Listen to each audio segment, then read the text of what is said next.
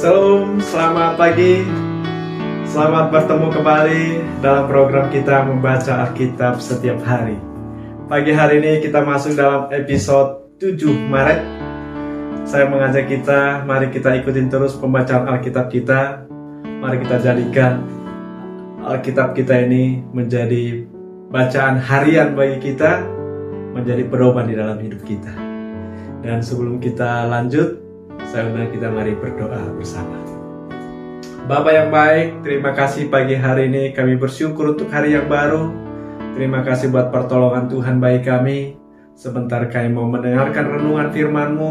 Biarlah Roh Kudus menolong, Roh Kudus memberkati firman-Mu. Di dalam Yesus Kristus kami berdoa, haleluya, amin.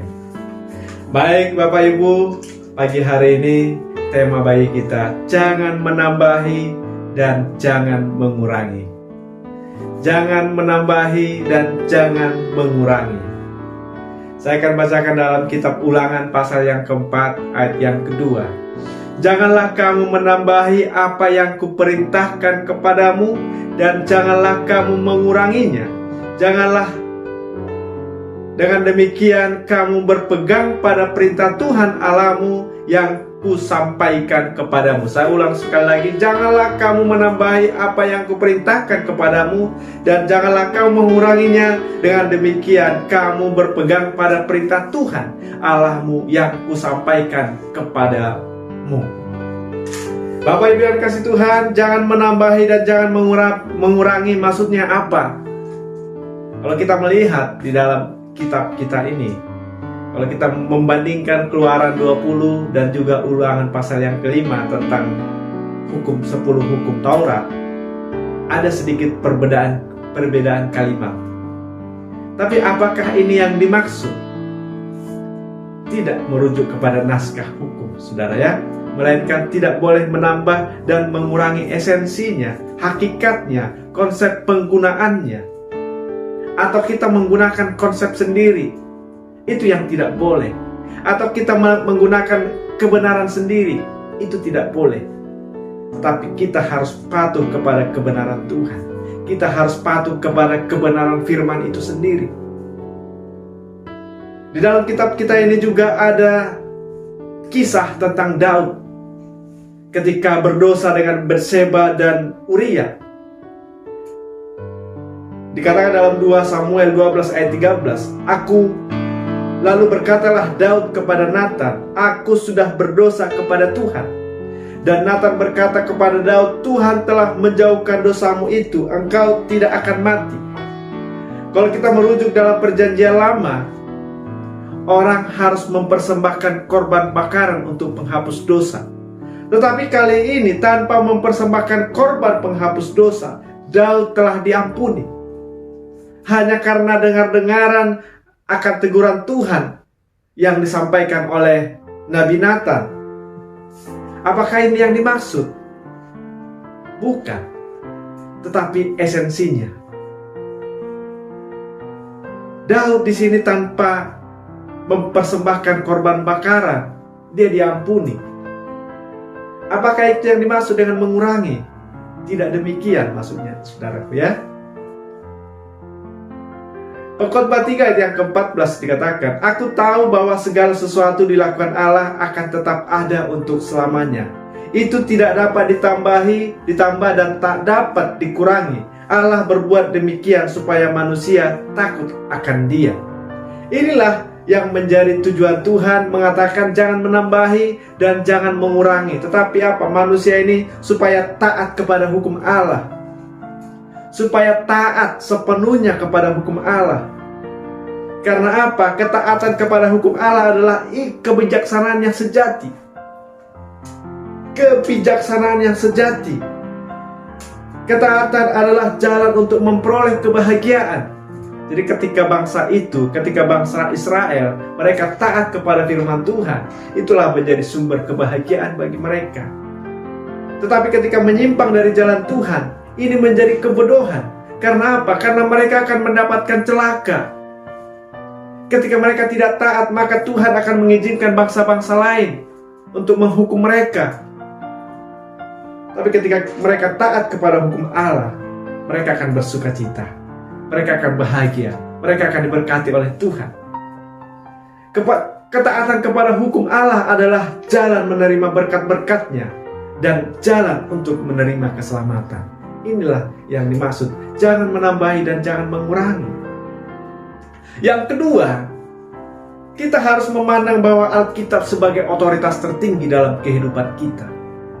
Alkitab sebagai otoritas tertinggi dalam kehidupan orang percaya. Ulangan 12 ayat 32 mengatakan, segala yang kuperintahkan kepadamu haruslah kamu lakukan dengan setia. Jangan engkau menambahinya ataupun menguranginya. Tugas manusia adalah untuk memperhatikan, untuk melakukan dengan setia, supaya firman Allah menjadi renungan siang dan malam. Amin. Yosua 1 ayat 8 mengatakan, supaya firman Allah menjadi renungan siang dan malam, supaya engkau bertindak hati-hati sesuai dengan segala yang tertulis dalamnya, sebab dengan demikian perjalananmu akan berhasil dan engkau akan beruntung. Mari kita memandang Alkitab sebagai otoritas tertinggi. Inilah yang dimaksud, jangan menambahi dan jangan mengurangi. Yang ketiga, saudara, ini juga sebagai peringatan. Pernyataan jangan menambahi dan jangan mengurangi, sebagai peringatan kepada umatnya, sebagai peringatan kepada orang-orang yang percaya untuk mematuhi semua ketetapan Tuhan. Tetapi saudara, ini bukan untuk menggunakan untuk membatasi kuasa Tuhan. Ayat ini bukan untuk membatasi Allah untuk mengungkapkan firman-firman yang baru. Kita harus tetap percaya bahwa Alkitab satu-satunya menjadi dasar kebenaran orang Kristen. Kita harus percaya bahwa Alkitab kita ini adalah satu-satunya kebenaran yang harus kita imani. Ajaran di luar iman Kristen, misalnya saudara, ajaran yang menyatakan Alkitab bukan satu-satunya kebenaran, harus ditambah dengan kitab tertentu, itu sesat, saudara. Itu di luar iman Kristen. Tetapi Alkitab kita ini harus menjadi satu-satunya. Nah, inilah yang menjadi peringatan yang disampaikan Allah kepada bangsa Israel. Dan inilah juga menjadi peringatan kepada kita sebagai orang-orang yang percaya, supaya kita mematuhi ketetapan-ketetapan Tuhan yang sudah ada di dalam Alkitab kita ini. Tetapi bukan untuk membatasi kasih karunia Tuhan.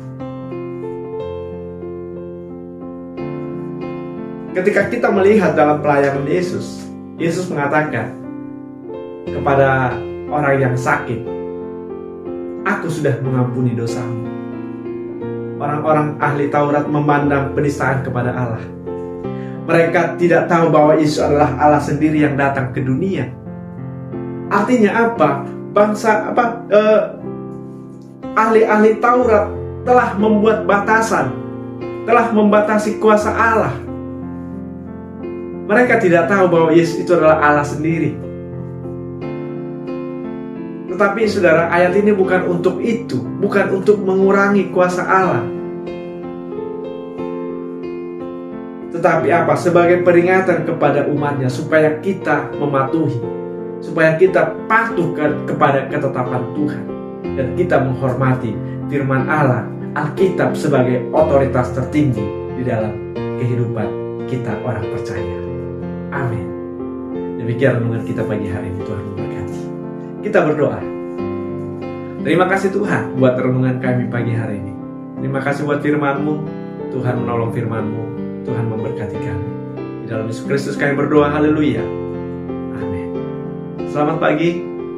Selamat beraktivitas. Sampai ketemu besok pagi dalam acara yang sama. Program membaca Alkitab setiap hari. Shalom.